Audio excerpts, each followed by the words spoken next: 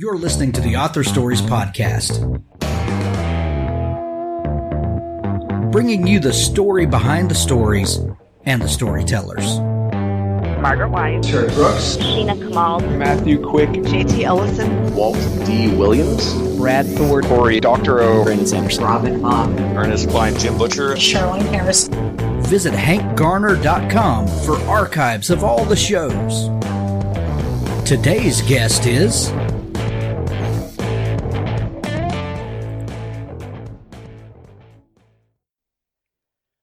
Well, thanks for joining me again for the Author Stories Podcast, where I bring you the story behind the stories and the storytellers.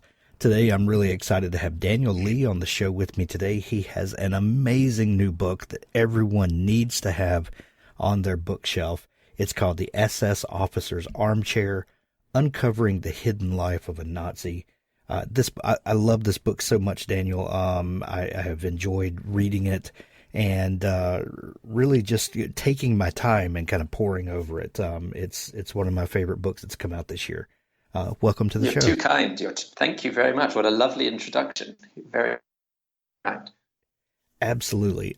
Daniel, we begin each show with the same question, and that question is, what is your first memory of wanting to be a writer or storyteller? Gosh, that is a tough one. I suppose, thinking back as a kid, I used to really love reading detective books. When I was probably in my early teens, I used to sort of devour, work my way through everything by Agatha Christie, and I used to just love the way she used to describe scenes and rooms and scents and everything like that. And I think that her sort of, characters of like Hercule Poirot, Miss Marple, I suppose that's what really got me into thinking about writing and what it means to be a good and thoughtful writer. Agatha Christie has been a gateway drug for a lot of writers. It seems like, there's a reason why those books still resonate so deeply with people today. And I've talked about it a couple times when they remade the movie of Murder on the Orient Express. What a well-crafted story. I watched that with my kids and just relived all of those early Agatha Christie memories that I had. It's so fantastic. Right. And then we get into the whole debate about who is the best Poirot, but that's perhaps for another show. Right. Exactly. Daniel, when you, from those early Agatha Christie memories, did you pursue writing? Was that something that you knew from then on that was going to be a life pursuit and you worked toward that?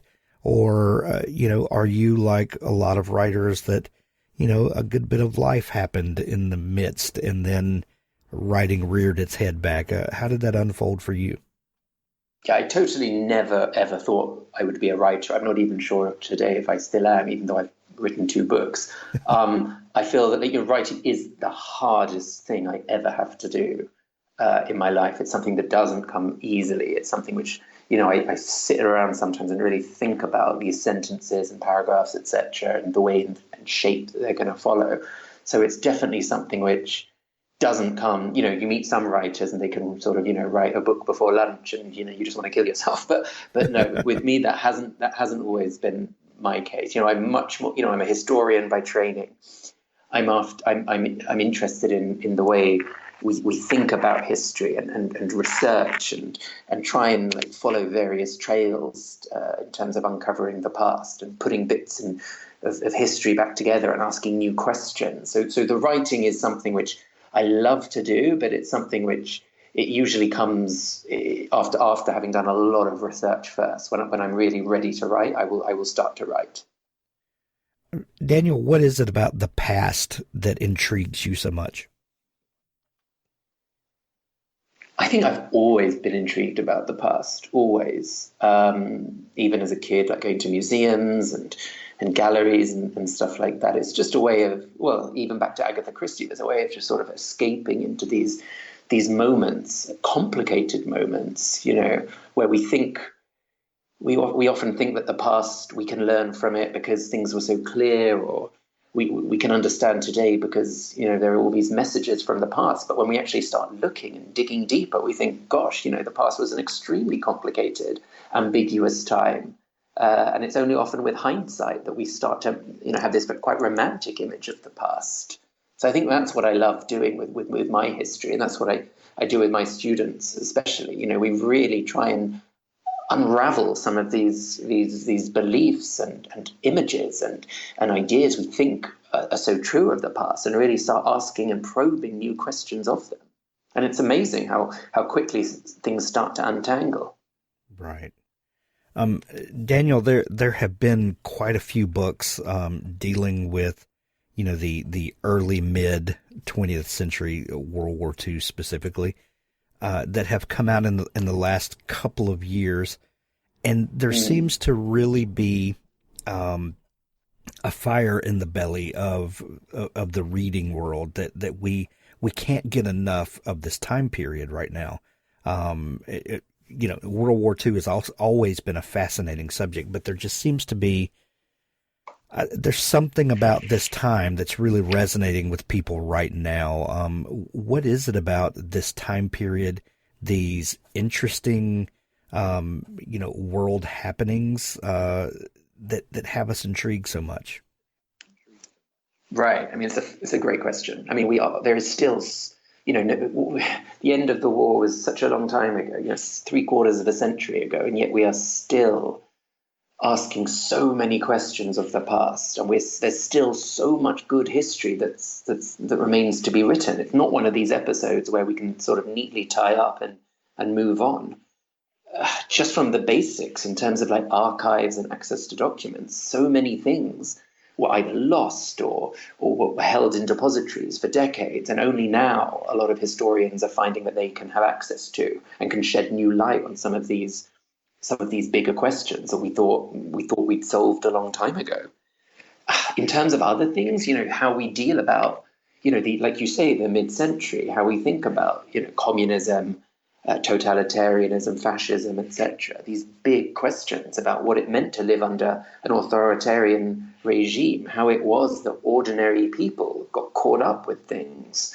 That's something that's, I think, so fascinating to a lot of humans. What would I have done if I had been in Stalin's Russia or in, Hitler's Germany? How would I have acted? What would I have done to my neighbors? And I think people are often, trying to look back to their past, to these complicated pasts, to try and like shed some kind of understanding onto today's situations.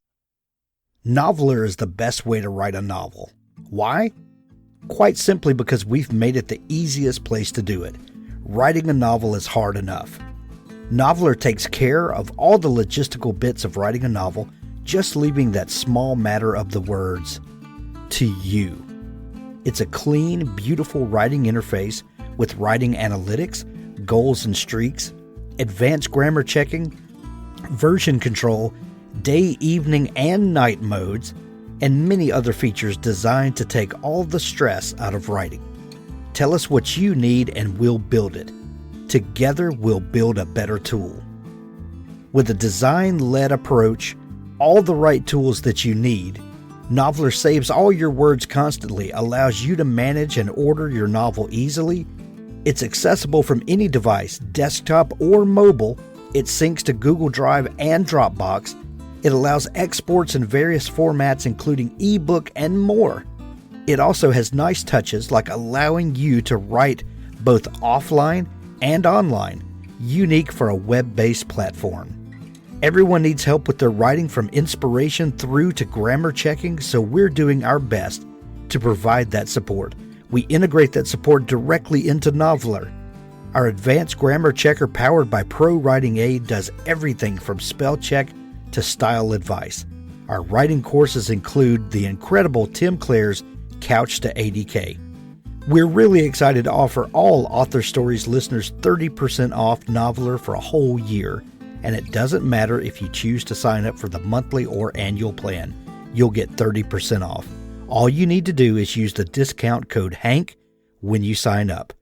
Noveler, Novlr. That's noveler.org. Well, that is a fascinating point, because there's so much about these world changing events that we, because we are so removed and we live such a comfortable, cushy life in most cases, that it's easy for us to say, oh, I would have done this, I would have done that, while not having to actually pay the price for doing that. It's very easy for me in America in the 21st century to say, I would never do that. I would never be a part of this or that. But if the circumstances were a little different and, I was protecting my family or I was having to provide for them, we never know the small sacrifices that we make, or the small, what's the word I'm looking for? Where the compromises we make, that then we look back and go, oh my God, how did I get here? Well, it was the little compromises day by day that got you there. And people were very complicated. Yes. People acted in so many different ways. This is something I talk about in my first book, which is about being young and Jewish in Nazi-occupied France. And some of the stuff I discovered, my gosh, I was thinking to myself, how could people react like this? The Nazis are around the corner, and yet Jewish people are doing joining certain societies or joining certain groups, which made me think, why go to hiding? Don't start to do this or that. So it was a deeply complicated time. But I think that at the time, we just got to remember that a lot of decisions that people made, they made sense to those people back then. And only now, with hindsight, do a lot of decisions really seem contradictory or totally crazy. And it's like you say, it's completely impossible most of the time to even get anywhere near close to putting ourselves in the shoes of some of these actors. Sure. I have grown up in the American South, and we have a very complicated history over the last 200 years or so. A lot of those things are coming to light now and in our current situations, and many of us now, from our 21st century vantage point, are very comfortable and don't have to deal with a lot of these questions. I have a friend who is German, who now lives in the United States, but he grew up in Germany, and I've had some of these questions for him. What did the people older than you who lived through this time period, did they talk about it much when you were growing up? And he said, no one ever said anything about any of that time. No, and it was just not a topic of conversation. In your digging, in research that you have done, how do you feel like the present Germans feel about their history? Your anecdote, Hank, it reminded me of I think it was a Simpsons episode I saw probably about 20 years ago, where I think the family, for some reason, the Simpson family, end up going on a tour or something somewhere in Germany. I can't remember. And I think somebody asks the question, probably Lisa, sorry, the guidebook doesn't really have anything on the 1930s and 40s. What happened here during those years? And the tour guide was like, oh no, nothing happened. Tour over. Move on. Quickly like that. I think post-war Germany must have been an extremely bizarre place in the 50s and 60s. You had these. It was just a land of silences. It was a land where people couldn't ask their parents what they'd done in the war. Conversations were closed. People found these remarkable ways of changing the subject, or telling people, oh no, don't ask me, don't ask Daddy that, he'll get too upset, or whatever. So, a whole, almost, I don't want to sound like I'm exaggerating, but there was almost a whole generation of Germans who couldn't speak to their parents for many, many years about what they had done during the 1930s and 40s. And some refused ever to speak about it. Well, that's, it's easy to think when you look in your past that that was the Nazi party that was responsible for all this happening. I am an average citizen. I had nothing to do with this. This was not my choosing. We were basically taken over from within by, a dictator who did this. Your new book, the SS Officers Armchair, peels back some of the layers of that way of thinking and gives us a glimpse at the life of kind of an ordinary, Nazi party official, kind of, low ranking. Exactly. Right. And that's what I found so fascinating about this book, because there's all kinds of stories about the people in charge, the strategist, and these types of people, but there's very little told about the everyday goings on about this. How did this story come into your life? So this is a micro history. So this is a story about one guy who, like you say, was not Hitler or Himmler or some of these big names that everybody knows about. He was just what I would call an ordinary Nazi, of whom we know, of which we know very, very little, because despite the hundreds and thousands of books being produced every year about the Second World War and the Nazis, most of these books still deal with the guys at the top, these very famous people who were part of Hitler's cabinet, and very, very little ink has been spilt on the guys much lower down the chain, the guys who were actually filling in the forms, doing the paperwork that were resulting in so many of the atrocities being carried out. So my ambition was, I was always interested in these very low-ranking people in France and in Germany. And the story, in a way, it fell into my lap, because I had recently finished my PhD in England and I'd moved to Italy. And I, just as I was settling in, I was organizing an event at my place. I just met a few people. I was like, come over for dinner. And there was one woman there, and she just said to me straight away, you know what? You're a historian of the Second World War. I think you can help me with something.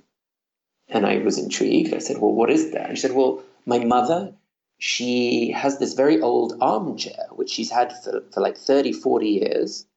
She's carried it with her whole life. And she just took it to get reupholstered because it was so filthy. And when she went to collect it in Amsterdam, because this woman was Dutch, she said the guy doing the work presented her with these bundle of documents covered in Nazi swastikas. And the woman just stood there in the guy's shop and was like, well, I have no idea who this is, because all the documents belong to one guy called Robert Griesinger from Stuttgart in Germany. And the guy in the shop was obviously thinking, this is your dad. I don't do work for Nazis. What is this? How dare you bring this to my shop, etc. And the woman was completely, confused, had no idea how these documents ended up inside her armchair in her bedroom. And so the daughter came to me and said, please can you figure out for me, who is this Dr. Griesinger and how on earth did his documents end up inside this chair that my mother has had since the 60s? And so that's how the story really starts. I was brought in to figure out as much as I could about this man, his chair, and his past. And that's my starting point. Want to grow as a writer and take your writing to the next level? Give Pro Writing Aid a try. Pro Writing Aid is a grammar checker, style editor, and writing mentor in one package. Pro Writing Aid will never replace a human editor. Rather, it helps you self-edit to a deeper level so that when you send it off to an editor, they will be able to focus on the meat of your writing and not spend their time fixing basic writing issues. Pro Writing Aid is the only platform that offers world-class grammar and style checking, combined with more in-depth reports to help you strengthen your writing. Our unique combination of suggestions, articles, videos, and quizzes makes writing fun and interactive. Writing can be grammatically perfect but still feel awkward and clumsy. Pro Writing Aid searches out elements like repetitiveness, vague wording, sentence length variation, overdependence on adverbs, passive voice, overcomplicated sentence structures, and so much more. Nothing makes a writer lose credibility faster than spelling and grammar mistakes. Submit clean, error-free writing. Go to ProWritingAid.com and use code HANK20 for 20% off of Pro Writing Aid Premium. Pro Writing Aid. Check it out today. That had to be a very uncomfortable conversation to have with the furniture upholsterer, I can imagine. It's interesting. It must have been, but as my research went on, the first thing I do is I go to Prague because I realized that this woman had purchased the chair in Prague in the 1960s. She was a student and she needed just some basic furniture, like all of us, for our student apartments or whatever. So she just went to a thrift store, bought like a bed, bought a chair, etc., took it home. And then in the 1980s, when she left communist Czechoslovakia, she was able to take a couple of objects with her, including this chair. So that's why I knew that this chair had this history. It had nothing to do with the Netherlands or Amsterdam. The history of this chair was in Prague. So I went to Prague with about 30 photographs of this chair. I was just walking in and out of chair manufacturers and upholsterers and furniture dealers, just trying to find out anything I could about this chair, like who made it, how much did it cost, who was its intended buyer, things like this. And what was amazing was the reactions of the chair people were completely different to the guy in Amsterdam, who was so, like you say, so cross and so upset with his client. In Prague, on the contrary, these people were like, when I told them that Nazi documents had been discovered inside this chair, they didn't bat an eyelid. One guy took a puff on his cigarette and just looked at me and said, "Excuse me, sir, this was communist Czechoslovakia, for God's sake. I find stuff hidden in chairs and mattresses every single day. This is no big deal." So it really does depend on context as well. It does. It does. One thing that I love about your book is the way that it's written. I'm a big fan of narrative nonfiction, and there's a certain style that people write nonfiction, but it reads like a novel, and I really love a lot of those types of books. But this one has a different style. It's more of a it's your story of uncovering this story, which I find fascinating. At what point in digging for the truth of this finding did you realize there was a book there? Well, I knew I wanted to write the book at the beginning, just because I really, as soon as I met this woman and she told me about what happened to her mother, I thought, gosh, this is it. This is, the story I've been waiting for such a long time. Because, like I said, I've always been interested by the little guys and the ones who we know nothing about, yet who after the war were able to go back to their lives and whose names have just totally disappeared from the historical record. So as soon as I had the name of one of these guys, I always knew, right, that's it. This is my time. But just in terms of finding stuff about him, it was just so hard. Like, you can't look anything. There's nothing on. I type his name into Google.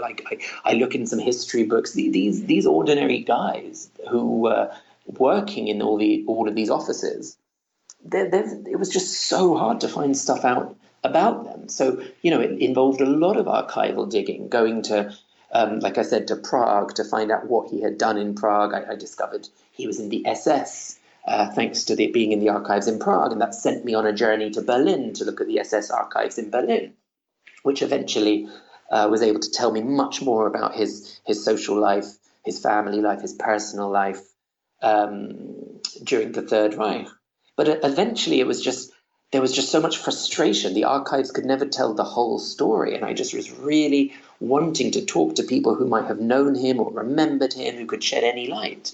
But just locating anybody was just impossible. And so one day I just picked up the phone book, the telephone directory, to Stuttgart and just phoned every single person whose name had the last name as him. And of course, everybody hung up at first, thought I was crazy or was selling something. But eventually somebody said, "Oh, yes, that was my... I know that name. That's my father's brother. How can I help you?" And it was totally mad. I didn't even know what to say. I never actually thought anybody would know him. So it was just I didn't know what to say. "Oh, excuse me. Yes, I found your father's brother's documents hidden in an armchair in Amsterdam." He would have thought I was crazy. So I just made up a ridiculous story about, I'm doing some work on lawyers in the Third Reich, because Griesinger was a lawyer. "Do you think I could come and talk to you?" So that's how I was able to make contact with his family, just by going through the phone book and eventually striking lucky by finding a relative. Did finding that relative, did that make you, did that give you a personal connection to, because, before then it was kind of all academic, wasn't it? Was this a real person? Who knows? Well, finding a relative, that's a different kind of discovery, isn't it? You're absolutely correct. You've really hit the nail on the head with that. Because, all of these people that we, as historians, we look at, they're all completely vague objects in history. They have sometimes very little texture. They're just, in a way, they're our object of study. Whereas when you actually talk to a relative, these people actually, they knew them, or they knew of them, or they'd heard tales or whatever. And they can just bring this entirely new dimension, because to these people, this person was an uncle, a father, a relative. It wasn't just some kind of abstract object that we as historians obsess about. So that created this very peculiar dynamic where, I would be sitting with the family members with, at the one hand, I had my historian's hat on, but at the same time, these people, they wanted to know a lot from me about what I had discovered. So it was a very curious relationship that came up over the course of these years during our interviews, that, we were both quite reliant on each other. I would want to know information from them, but they also wanted to know what I was discovering about their relative. Did that change the your attitudes about this man when there was something to anchor his humanity on? Did that change the way you thought about him? No, because unfortunately, despite hearing personal stories about him being such a wonderful father who was devoted to his family, who cared so much for animals, etc., that doesn't in any way take away from the despicable things he was doing during his time at the SS or the Gestapo. Obviously, it paints him in a new light for me, and it was fascinating to know a bit more, because we think of these SS officers and these Gestapo agents as these monsters in their black coats who go around shooting communists and Jews every single day.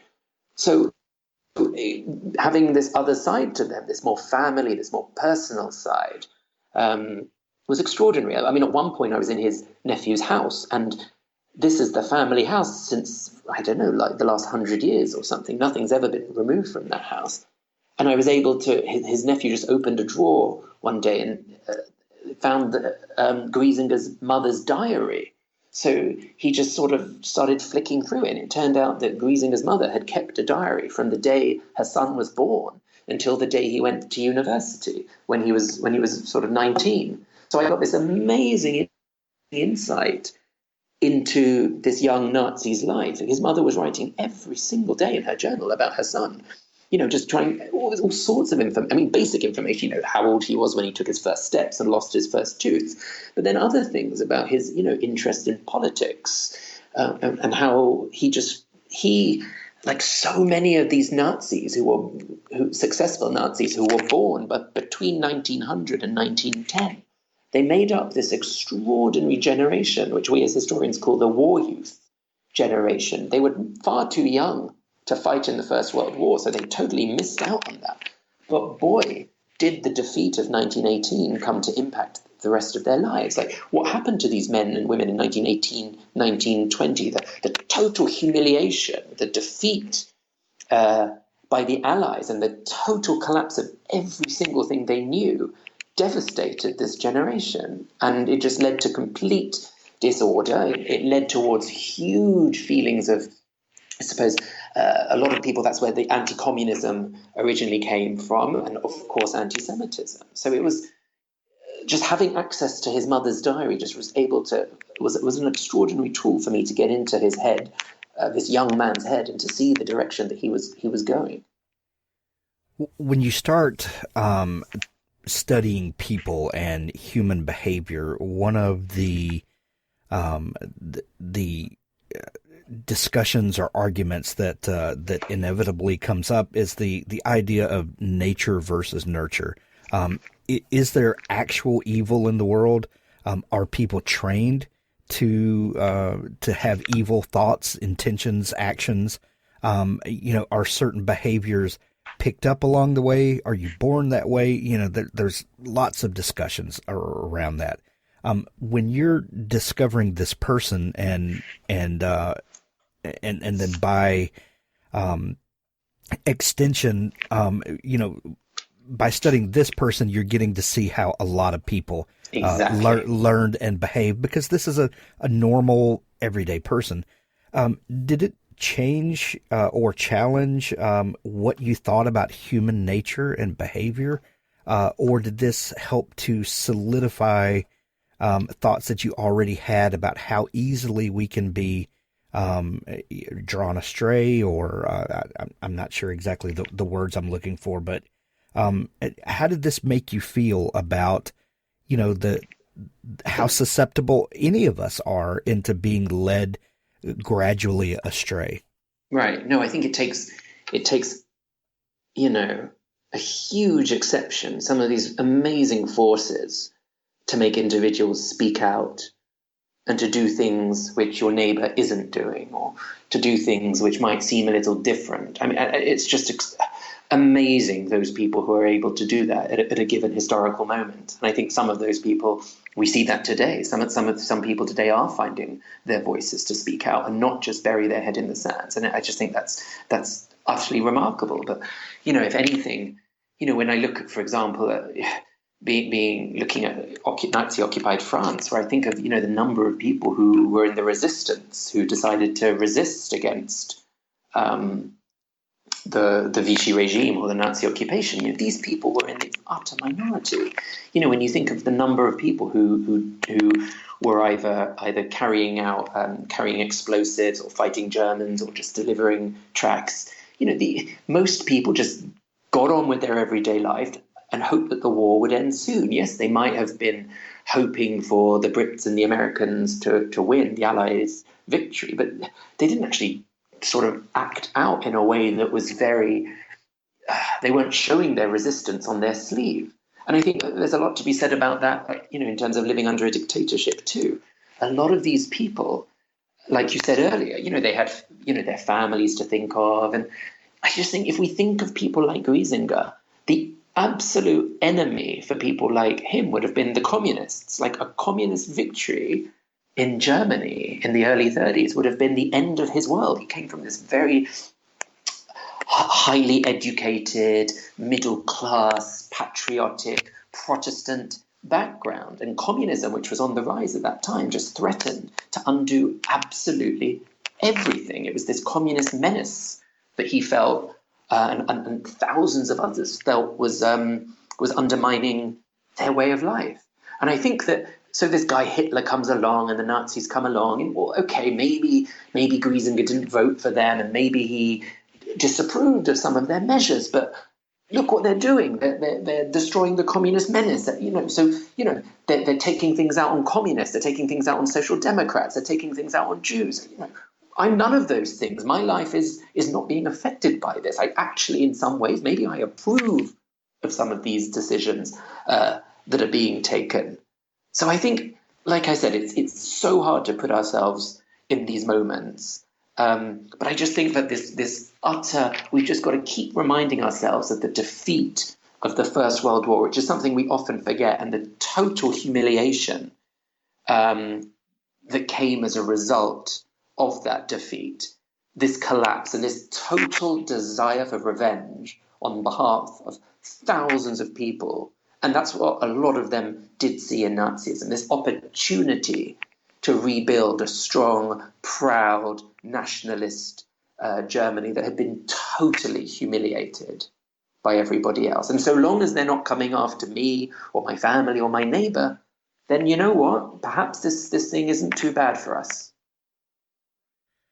I think one of the things that scares us so much is that because the human race really is a family that has just exploded over thousands and thousands and thousands of years. But I think one thing that scares us is that if we look back far enough, we are likely connected to lots of people that we maybe not be comfortable with, especially looking from our 21st century lens back on history. And that scares a lot of us. You have a connection, your family with this family, that you uncovered, didn't you? What kind of connection? Was there a family connection with your family and with his family? It was remarkable. So Griesinger was part of the German army, which was invading the Soviet Union by this massive surprise in June 1941, when 3 million Germans suddenly marched east. And I was investigating his life. I was investigating where he'd come from, etc. And I wanted to trace his every movement. And so I would sort of plot his route into the Soviet Union, and using a little map and pins to indicate the route he took, because I saw he was going east towards Ukraine, towards Kiev. Now, I knew that my grandmother's family had come from Ukraine to Britain at the beginning of the 20th century, when so many Jewish families took that migratory route, either to Britain or west to the United States. And, I'd never, other people, as a historian, other people's families are always so much more interesting. So I never really bothered to ask anything about my family or where we might have come from or anything like that. So it was only when I sort of saw Griesinger going east into Ukraine, and, we all know about some of the violence that the Wehrmacht and unleashed against the local Jewish population during that campaign, that I suddenly thought, oh gosh, I wonder if my family was anywhere nearby. But anyway, long story short, I found out from my grandmother the details of the shtetl, the village that her father had come from. And just by plotting his route, I was able to see that Griesinger actually marched through my family's ancestral shtetl in July 1941. And so many relatives didn't take the same choices as my family. So many decided to stay behind in Ukraine. And just the very idea that he had, looked out on the same landscape, seen the same seen the same way of life that generations of my family had experienced in this tiny, Ukraine is the largest country in Europe, and out of every single village in that country, he had to go through the one that my family came from. So that was quite chilling, actually, when this sort of me following his trajectory had actually brought me closer to my own family's history.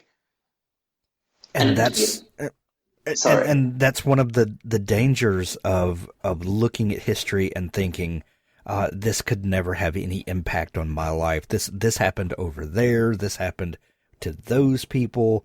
The more you study history, the more that we should all be shocked at just how approachable these things are, and how these things can affect our lives. Right, and I think that's very telling when we actually start to retrace Griesinger's history, because, we think we know everything about the Nazis, but really, I hate to say it, we are still only scratching the surface as historians. There is so much more we need to know. We have this idea that all Germans during the Third Reich were these, their ancestors had toiled on the German land for generations. No member of the family had ever set foot out of Germany. But this is total nonsense when we start to look at somebody like Griesinger, just by looking at his family tree.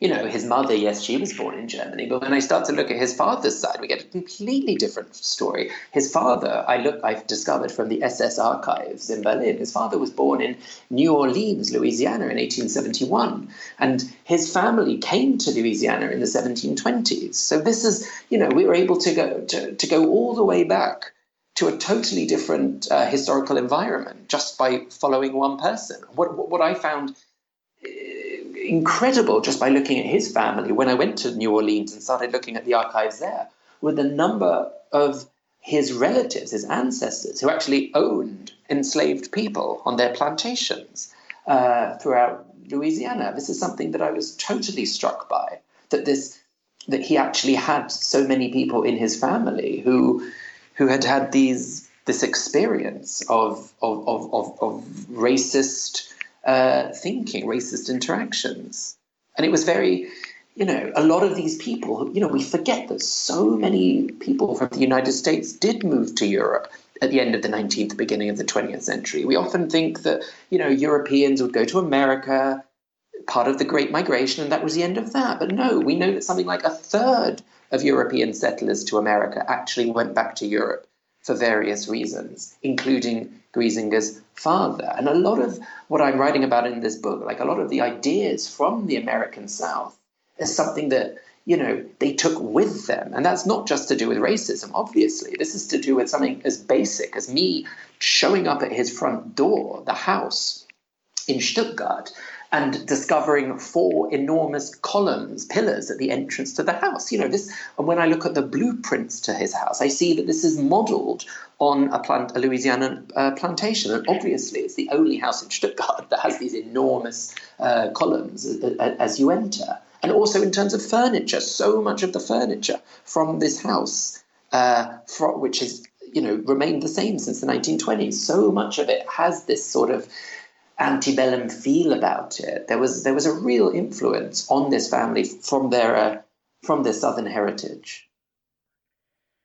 This book, I don't want to give away too much of the story, but I can say that in reading this book, it really challenged my views of the kind of the innocent small person in these global happenings, and it really made me think about the small piece that we all play in the grand scheme of things. Did writing this book and doing the research challenge your views on were the small people, the little people, the cogs in the greater machine? Do we have this misguided view of the innocent little person in the grand scheme of things? Well, I think from someone like Griesinger, for people who, after the war, were able to sort of fit into this very easy narrative that, when we think of how many people were tried at Nuremberg or in the subsequent trials in the late 1940s, we're talking about, a drop in the ocean, several thousand of people compared to, I think there was something like 8 million members of the Nazi Party in 1945, and it was only a few of them, a teeny tiny proportion actually got punished. But for most people, there was very little punishment. It was, the bad guys at the top, they're the ones who had brought us down this road. But for most people just got on, buried their head in the sand, or didn't speak out, or secretly resisted, or whatever. But I think just by following this story of one individual, that it shows that narrative is completely false and made up. People like Griesinger knew exactly what was going on every single day. Just if we follow what he was doing at the SS, if we follow his job at the Gestapo, yes, he was a lawyer. Yes, he was probably at a typewriter or in an office, but he was doing his work with the torture cells beneath him. His job in Prague involved sending thousands of ordinary Czech workers to do work in Germany and do forced labor. People like this, would have been extremely easy for them after the war to just, blame their superiors and just say, they didn't know what was going on. But when we actually start delving deeper and we look at these individuals and compare it to the historical record, any sort of claim that they didn't know what they were doing or they were just following orders completely falls apart. With, a lot of, it's always very, very important, I think, as historians to follow these patterns about the people who aren't at the top. Let's start, my advice to students and to anyone who's interested is, let's start looking at the localities. Let's start looking at the margins. Let's start looking at people whose stories aren't often told. And by goodness, I'm sure you're going to find some surprises. The book is called The Ss Officers Armchair, Uncovering the Hidden Life of a Nazi. Daniel, like I said, I'm recommending this book to everyone. This is an important book that needs to be in our collective consciousness right now. I put links to it in the show notes of this episode. When you're hearing this episode, the book will actually just went on sale today. Daniel, if people want to dig into more of what you're doing and follow you online, is there a place where they can do that? Sure, I'm on Twitter, and I am Daniel Lee 550. But of course, if anyone out there has bought the book and is interested in discussing things with me, then just shoot me an email at my university address, and I'll try and respond to any questions. Excellent. I'll include that and your Twitter link in the show notes of this episode as well. Daniel, this has been so much fun talking. I love the book. Like I said, I'm recommending it to everyone. Thank you so much for taking time to come on the show today. Thank you so much for having me. It's been an absolute pleasure. World Anvil is a browser-based world-building platform designed for all world builders, writers and novelists, dungeon masters, game developers, and everyone else. World Anvil keeps your world setting safe and organized, helps you find your characters, locations, plots, timelines, and maps quickly and easily as you write. Then, if you choose, you can showcase your amazing world building to the world, beautifully and interactively, to keep your readers engaged. You can even use our professional tier to build your career selling access to behind-the-scenes content your readers will love and growing your community.